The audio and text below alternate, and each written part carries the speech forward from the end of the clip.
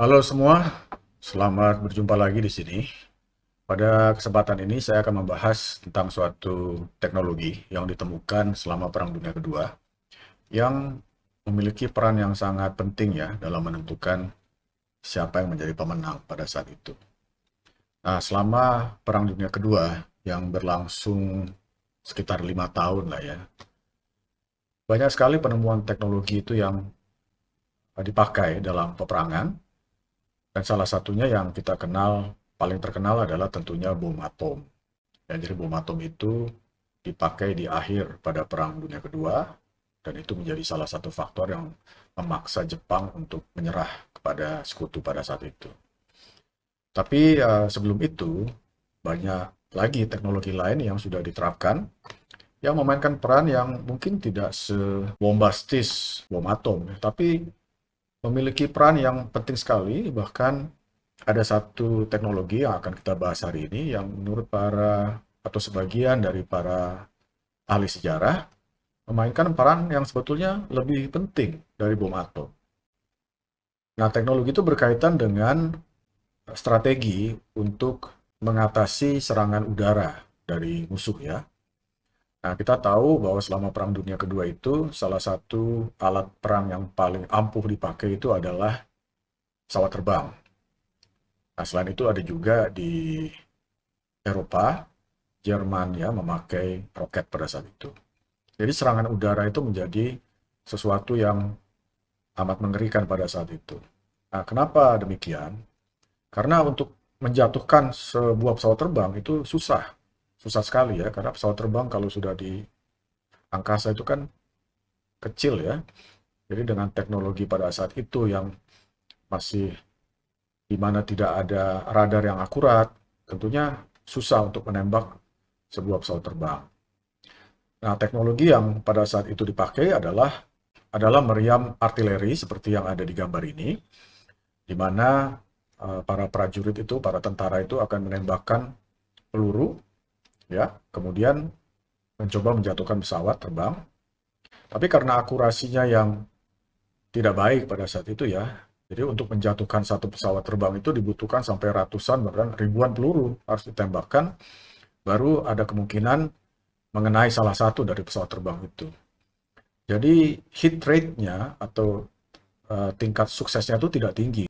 Jadi pada saat itu untuk menangkis serangan udara dari suatu skuadron pesawat terbang, itu yang mereka lakukan adalah menembakkan sebanyak mungkin peluru artileri ke udara, kemudian meledakannya di udara ya.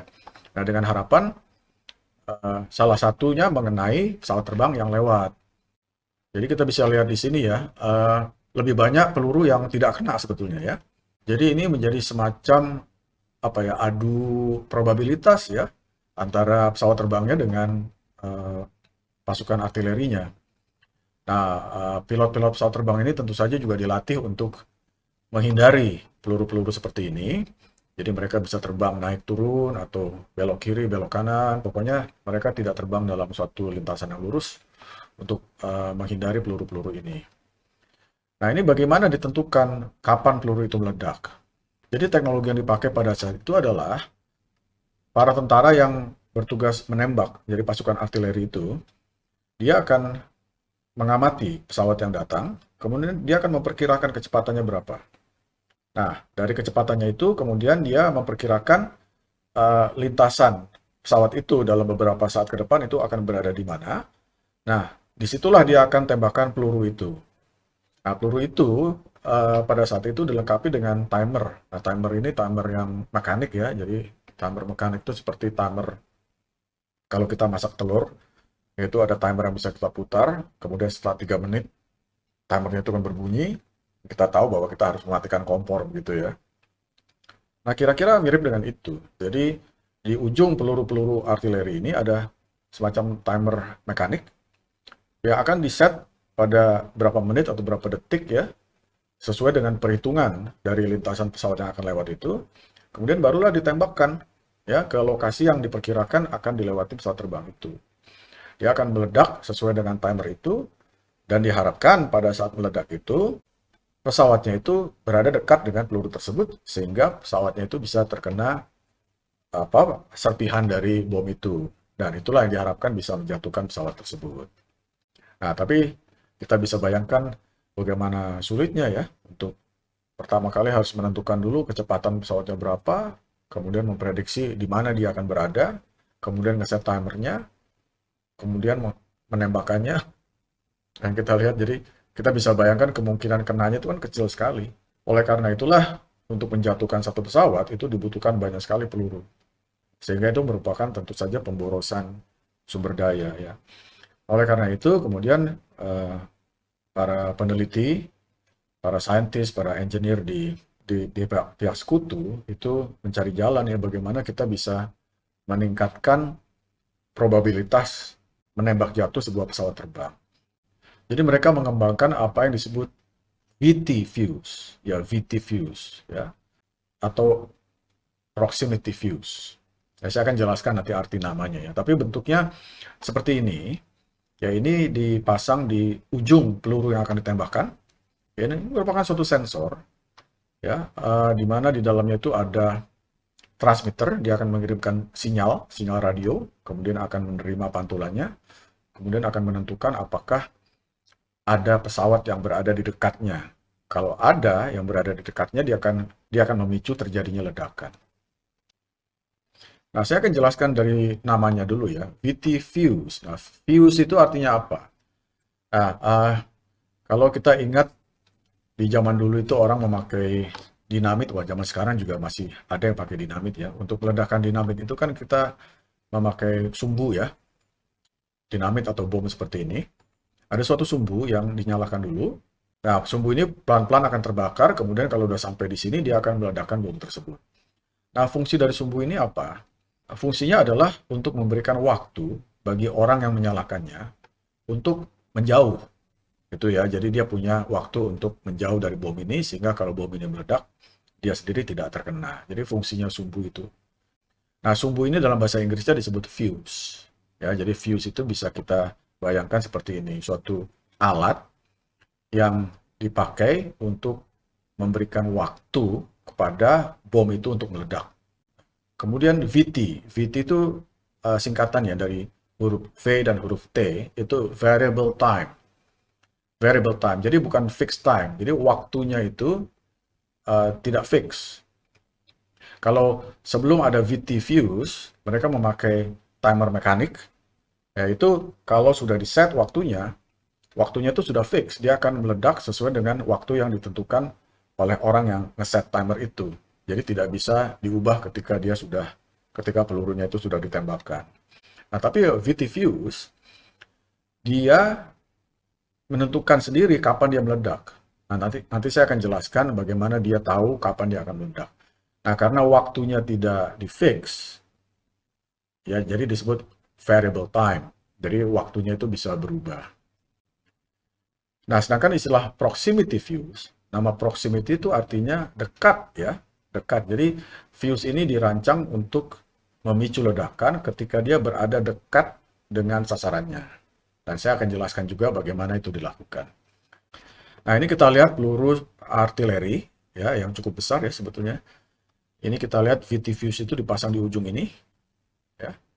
Jadi dia bisa dipasang di peluru apapun ya selama memang ukurannya memadai ya untuk dipasang VT fuse ini. Nah, untuk pada saat itu ukuran ini termasuk ukuran kecil ya. Jadi kalau sekarang tentunya VT fuse yang dipakai sekarang itu tidak sebesar ini. Tapi karena zaman dulu kan belum ada komponen elektronik yang kecil ya, belum ada transistor dan segala macam. Pada saat itu mereka masih memakai tabung vakum tube, dan itu ukurannya cukup besar. Jadi untuk ukuran pada saat itu ini sudah termasuk kecil ya. Nah, sekarang saya akan menjelaskan prinsip kerja dari VT fuse. VT fuse itu bekerja berdasarkan suatu fenomena yang disebut Doppler effect. Ini dikenal baik sekali di dunia fisika dan saya akan jelaskan apa itu Doppler effect ya. Doppler effect itu merupakan suatu fenomena fisika yang terjadi pada gelombang.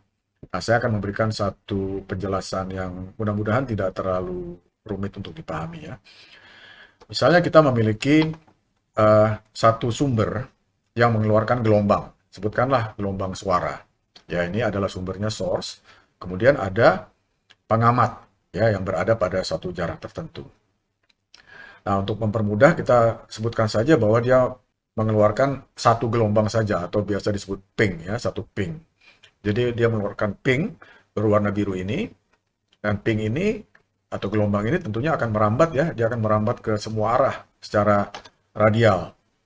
Nah, beberapa saat kemudian gelombang ini akan mencapai pengamat ini ya, kita sebut saja observer 1, sehingga pengamat ini kemudian akan merasakan atau melihat gelombang tersebut. Kalau ini gelombang suara, dia akan mendengar ada suara.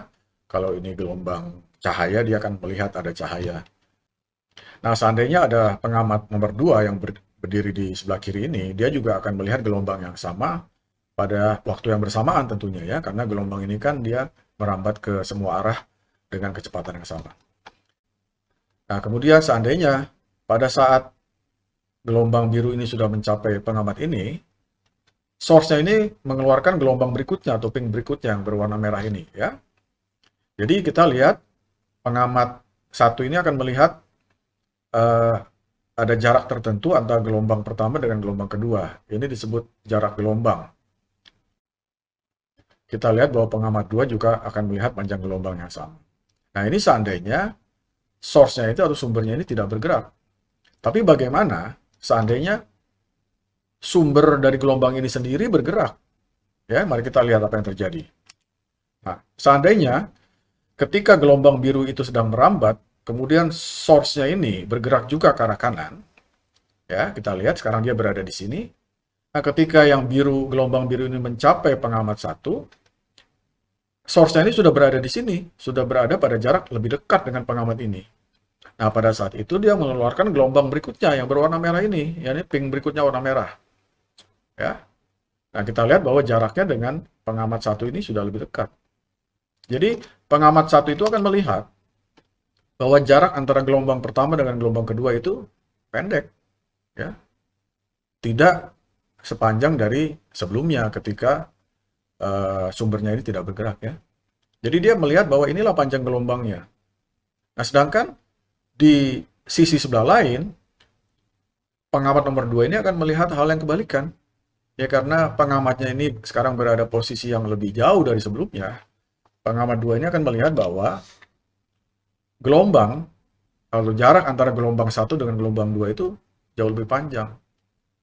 Ya, jadi kita lihat di sini bahwa pengamat 1 melihat gelombang, akan melihat panjang gelombang yang lebih pendek dari pengamat 2. Nah, ini yang disebut efek Doppler. Dan ini terjadi karena sumber gelombangnya sendiri berjalan. Ya, jadi apakah sumbernya itu mendekati pengamat atau menjauhi pengamat, itu akan menyebabkan terjadinya panjang gelombang yang berbeda. Nah, sekarang saya akan coba mainkan suatu animasi yang melihat bagaimana ini terjadi dalam pergerakan ya. Mari kita lihat bersama. Oke, di sini akan saya putarkan. Ini yang hitam ini sumber dari gelombang tersebut, sedangkan yang merah ini adalah pengamatnya. Jadi titik hitam ini, sumber gelombang ini akan mengeluarkan gelombang sambil dia berjalan mendekati pengamat ini, kemudian akan melewati pengamat ini, kemudian akan menjauh di belakangnya. Mari kita lihat apa yang terjadi.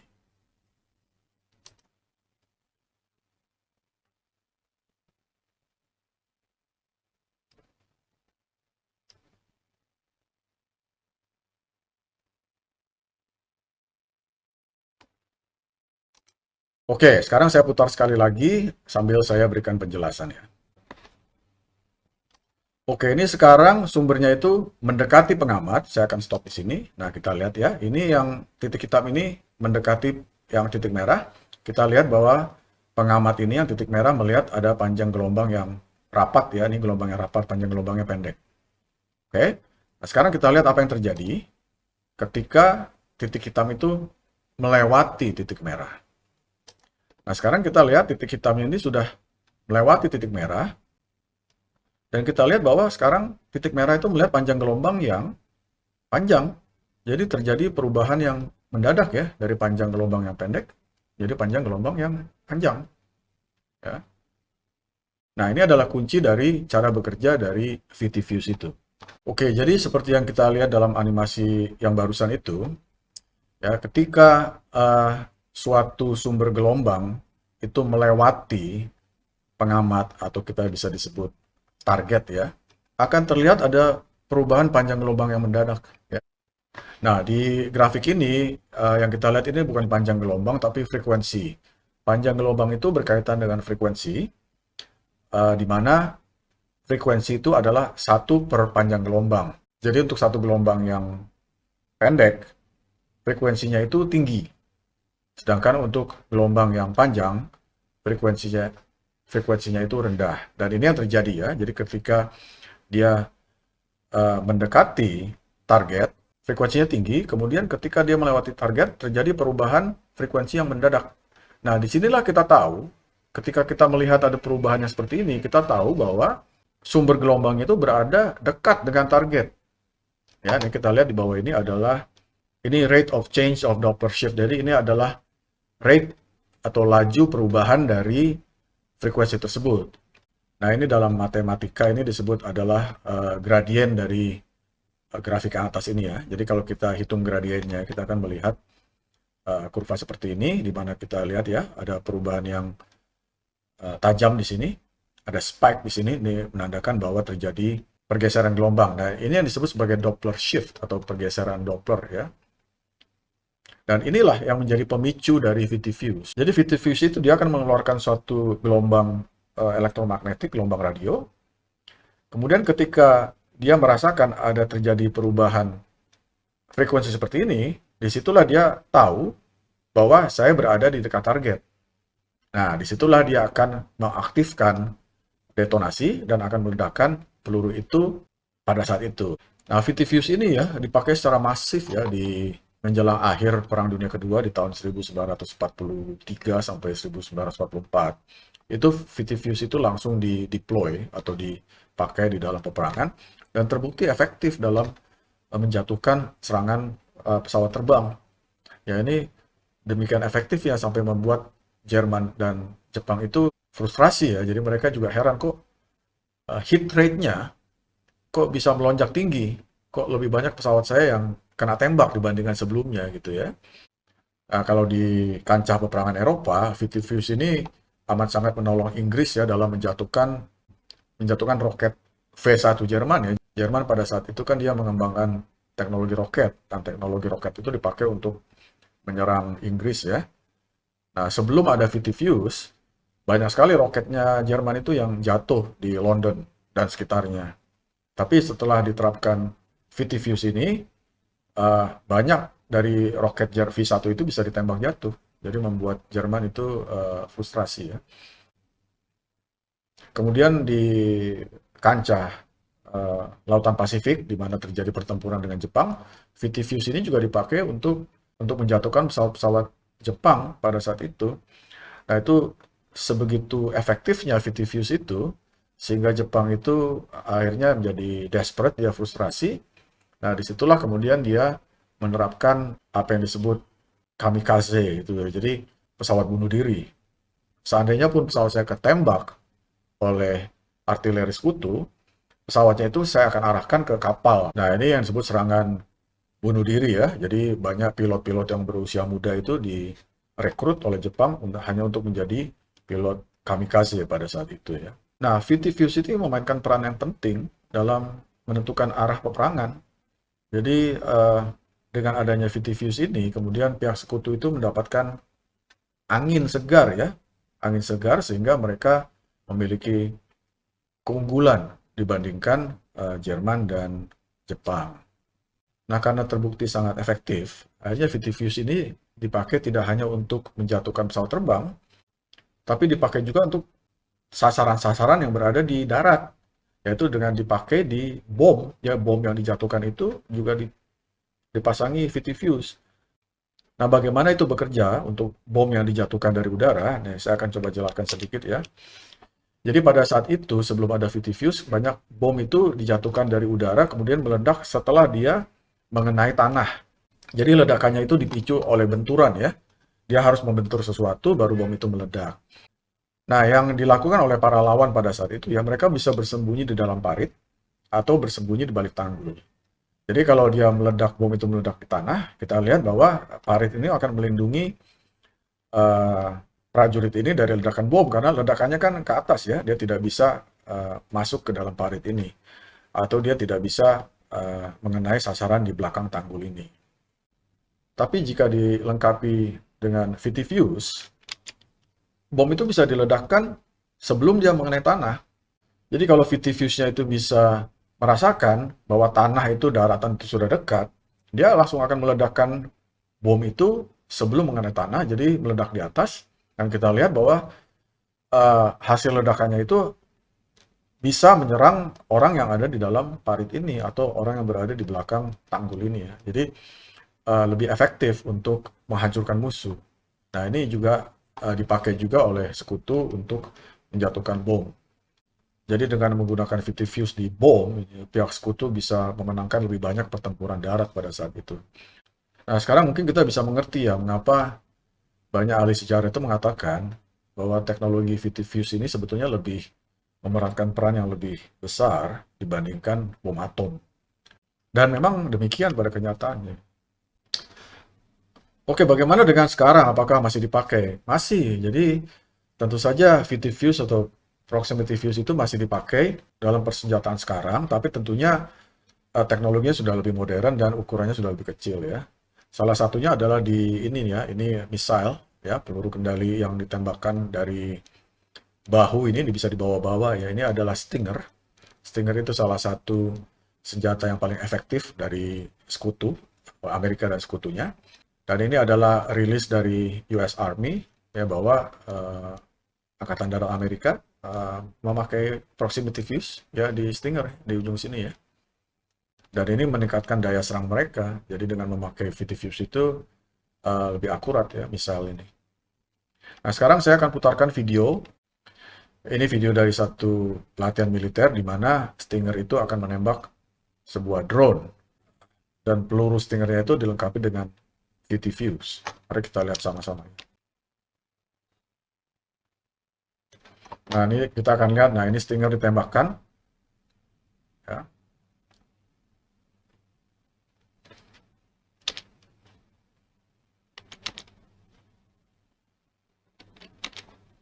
Nah, ini ada drone, kita akan lihat slow motionnya di sini ya. Nah, kita lihat bahwa dia meledak dekat dari drone itu. Ya, jadi dia tidak mengenai drone itu. Dia tahu bahwa ada target yang dekat, dia langsung meledakkan dirinya di situ. Oke, demikianlah penjelasan saya mengenai teknologi yang memainkan peran penting di Perang Dunia Kedua, yang namanya VT Fuse, dan dia memainkan peran yang penting sekali dalam kemenangan pihak sekutu pada saat itu. Mudah-mudahan apa yang sudah saya jelaskan di sini bisa memberi manfaat dalam membuka wawasan kita. Terima kasih atas perhatiannya. Sampai berjumpa di pembahasan selanjutnya.